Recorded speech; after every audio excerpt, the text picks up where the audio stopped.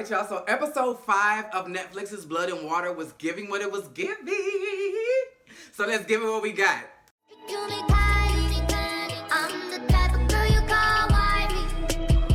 What does the cat do?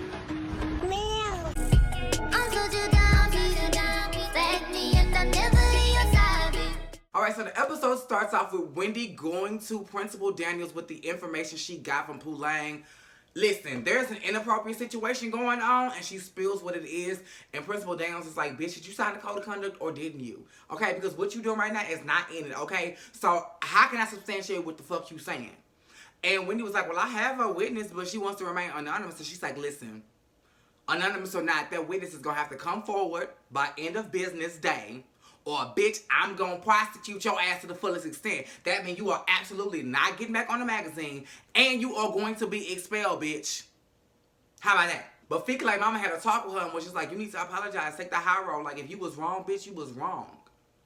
And she did. Fika, like, found Poolang and was like, can I make peace with you? They talked about the situation, and it seems like they're on the road to recovery.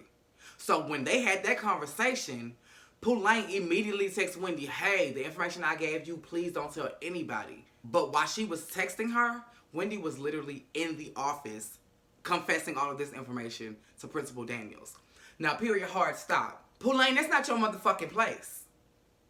First of all, when you offered the information, whether you told her to do what she wanted to do with the information or not, that was her right. You had given her information and it was hers to do whatever with.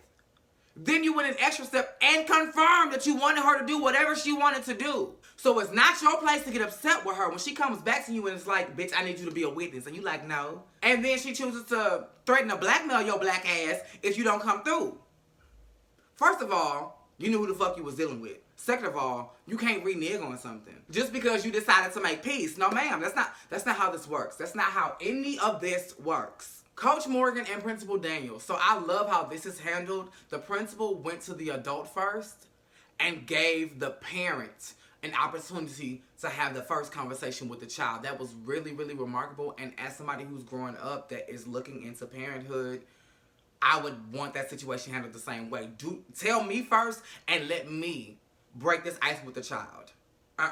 I don't need you doing that because you're not a parent. I understand this shit happened there, but this is severe. So Principal Daniels and Coach Morgan is talking, and I love how, even though this is wrong, I love how without them even speaking to one another, they both had a poker face. You have Fika on one end, you had Coach Morgan on the other, and they're like, nope, nothing happened. Nope, nothing happened. Nope, nothing happened. Bitch, what I say? Nothing happened. Oh, I forgot to mention to y'all that when Fika and Poolang had made peace, Poolang was like, hey, you want to hang out sometime? And Fika was like, I got to do some work on Saturday, but you should come with. Like, the type of work I'm going to be doing, you could definitely come. So, bitch, just meet me at my house, and we going to do the damn thing. Okay? See you home, girl. See you, girl. So, after school, KB convinces Poolang to turn her poem into a song. They were teasing the idea and flirting with the idea, but now they have an engineer and KB has a home studio and they're going to make this shit happen. He's going to rap and he has convinced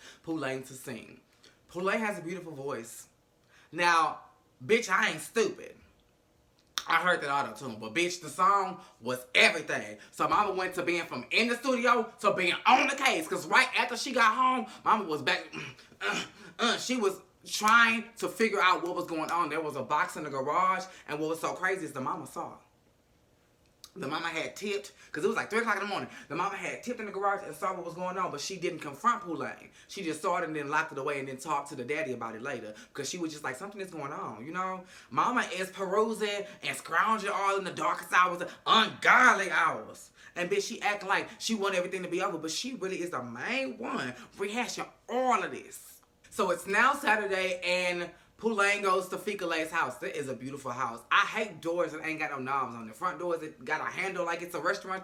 Girl, And all this, I love glass. But bitch, please tell me y'all got margarita on the case twice a week, because bitch, all the dust that be piling up on, girl, and I'm allergic, no. Speaking of on the case and margarita, mama, you needed to take one. You needed to have you a margarita, because when I say she does not see it for fucking Poolang came over, she's like, what the fuck you doing here? Feel like, mama, Pooh just come inside, sit down. They said sit down, bitch. Why is it that you always doing something stupid? Like, oh, Pooh you are always doing something stupid. Like, I understand that you're young, but if they say sit down, sit your black ass down. Like this, like you don't already know this lady don't like you, and it's possibly watching you. You really think she gonna let a fucking stranger that she knows she don't like come into her house? She gonna strut her ass upstairs, and she not gonna come back downstairs to see what the fuck you doing, bitch? So, I mean, at the very extent, okay, look around. You looking at pictures, okay? You looking for baby pictures. You are on the hunt, bitch. So that way, if mama comes downstairs, I'm just admiring your house. You have a beautiful house. I'm just looking at your beautiful family photos. But for you to pull out your phone and take photographs of this woman's photos, here's the bigger question. Did you really expect her to believe this Pinterest lie? I mean, you had leverage because mama don't know what Pinterest is, but the fact that you took multiple pictures of multiple pictures and never took a picture of the entire frame, you could have took a picture of the frame sitting where it was at. Mama is on to you, bitch. She on to your ass. So Fix is an influencer. Fika-Lay is a fucking influencer. That Saturday job she was talking about was working for a company getting paid $3,500, girl, it's too small of a number. $3,500 is what she got, basically, to just take pictures and chill out at a hotel with her friends. And she did that, and she invited Coach Morgan. And Coach Morgan texts her and is like, I'm in the room. So she's like, bitch, I gotta go talk to the hotel staff. Fuck what I'm telling you, bitch, I'm out. I gotta go. So she goes to the room, and she like, oh, give me what I need, baby. You feel like a natural woman. He like, nah, bitch, we gotta talk. This shit is serious, and we're gonna have to come up with a game plan and probably never speak to one another again. And it was just so horrible because you could see the 17-year-old's life just crashing and crumbling before her very eyes. And it's just like I said in the past conversation that we had, did you really at 17 think this man was gonna drop his entire life and be with you? At best, y'all would have to keep this under wraps until you completed college. Because you going into college is too early for you to just be like, yeah, I'm in a relationship with my swim coach. No, ma'am. And even after college, when y'all decide to go public, the backlash y'all gonna receive for the first 5 years is just gonna be like almost unbearable. That may be the wedge that drives y'all apart. So it's like, did you really expect this to go anywhere further than sex? My mama was heartbroken, and I guess she wanted answers, and he did too. And he was like, listen, only 2 people could have did this shit. Chris or Pooh. And Fika-Lay had already canceled out that it was Chris. She was like, no, he would never. So it's gotta be Pooh. So now at this point she is pissed. She go downstairs, she packing her shit. Meanwhile, where Pooh? Pooh and KB done got a room of their own, bitch, and they finna knock the boots. But Pooh was like, I'm not ready. I think she was on her period. She just didn't want to say that. But she was like, I'm not ready. Can we just sit on the balcony and talk? Because I just don't want to do this. I'll do it. You can go back downstairs with white boy and white girl and send me, I'll go. I will take one for the team. I will put myself on the front lines for you.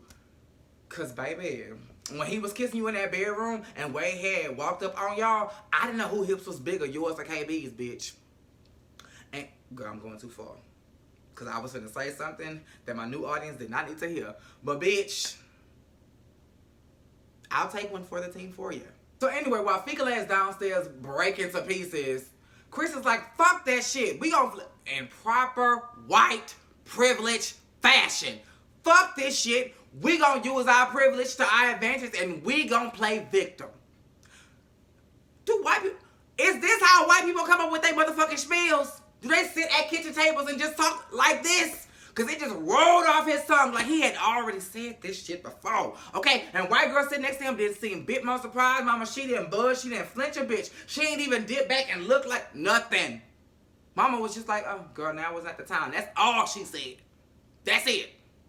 But Fika-Lay was like, bitch, you own something. We gonna play victim. That's exactly what the fuck we gonna do. So Fika-Lay was trying to call Coach Morgan to let him know. But Coach Morgan, when he left the hotel room, he like, nah, I'm gonna focus on wife and this baby. We're gonna do our thing. Baby, she finally left him a voicemail. She said, bitch, since you don't want to answer the phone, let me leave it on your voicemail. Yes, I'm deciding to play victim. So you might as well go ahead and resign, because, bitch, I'm telling everybody. Love you. I guess this is the end. Smooches. And so he hung up the phone, and Riley, the wife, could tell that something was wrong with Coach Morgan. And she was like, what's wrong, babe? And he had looked like he had just seen a ghost. Like, he couldn't even talk. He put the phone down, and he was like, I got something to tell you. And he tells his wife that he has been fucking his star pupil, a 17-year-old student at his job. Imagine. Like, ooh, I couldn't be Riley or Coach Morgan in this situation. What would you do? So we get back to school the next day, and Pooh-Lane wants to tell Wade all of the new findings that she has, and she still don't even know that he met with B. Jackson. So, it's all like, she hasn't talked to Wade in a long time, but Wade is boxing, and Wade is just seemingly over Pooh-Lane. And eventually, he just like, because he kept like, the in-laws, your fuck buddy, and she like, get to the point, what is it? And he was like, bitch, I like you. That would have made it really hard for me to decide who to be with, because even though KB is more attractive to me than Wade, the confidence and the fact that this man was straightforward and just told me, I like you, I want to be with you, baby, my knees would have just, baby, take me, I'm yours, okay?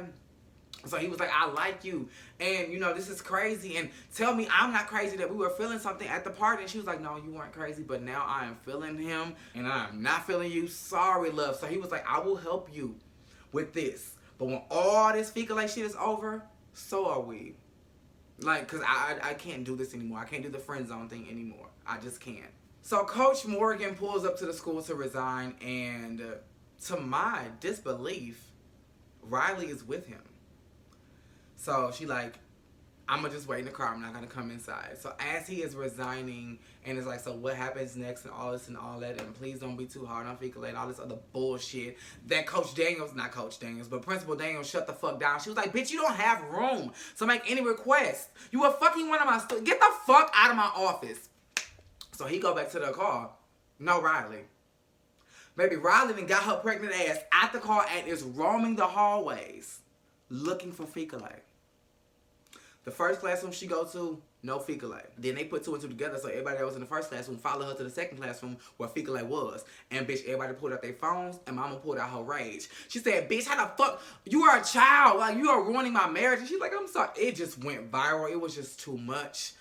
Coach finally came in. Should I even go? Let's just call him Morgan, because bitch, you ain't got no damn job, so you ain't no damn coach no more. Morgan comes in and grabs her and is looking back at fecal like he's a... Bitch, y'all doing too much in Africa. Too goddamn much. Bitch, KB and Chris have a fight. So when KB approaches... Girl, what's the white girl now? Fuck her. When KB approaches Chris and the white girl, he is like, why didn't y'all tell me? And they was like, honestly, when fecal first started fucking with Coach Morgan, y'all was still feeling each other, or you still had feelings, and we didn't want the waters to get muddy.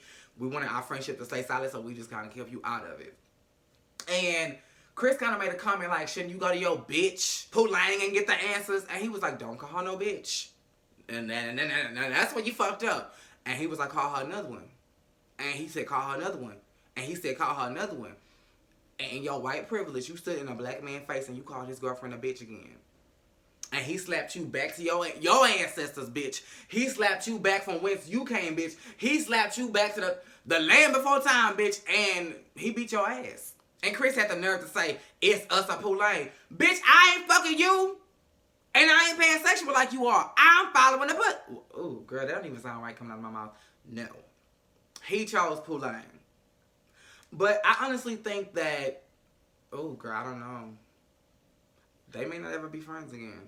But at least you got the girl? Wade is doing what everybody does when things do not go as well as planned with somebody you like. Or if the person you like is not giving you the attention you want, you go lurking on their social media. He took it a step further. I'm sure he had already, he was lurking on Pooh-Lane's social media, but then he connected to KB's and was lurking on his social media and was like, I can do that, I can do this. And clicked on the tagged photos and found KB's father. And it's so crazy because one of the photos that KB's father was in was tagged Point of Grace. And Wade was like, Point of Grace, Point of Grace, Point of Grace. Brenda! Brenda Jackson told me about Point of Grace and the scams that was going on with this birth certificate shit. Now I see his father is connected to the same.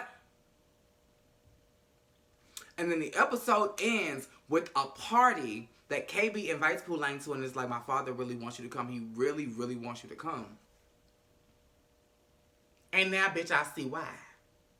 Because when Pooh pulls up, she like, bitch, it's loud, you know, for you and your son to be here by themselves. Is that the TV? I mean, what's going on? He was like, no, it's just a few people I want you to meet. Woman goes upstairs, and the first people that this baby locks eyes on is Fika Lay and her mother. Y'all set this shit up. Y'all set this shit I don't know how.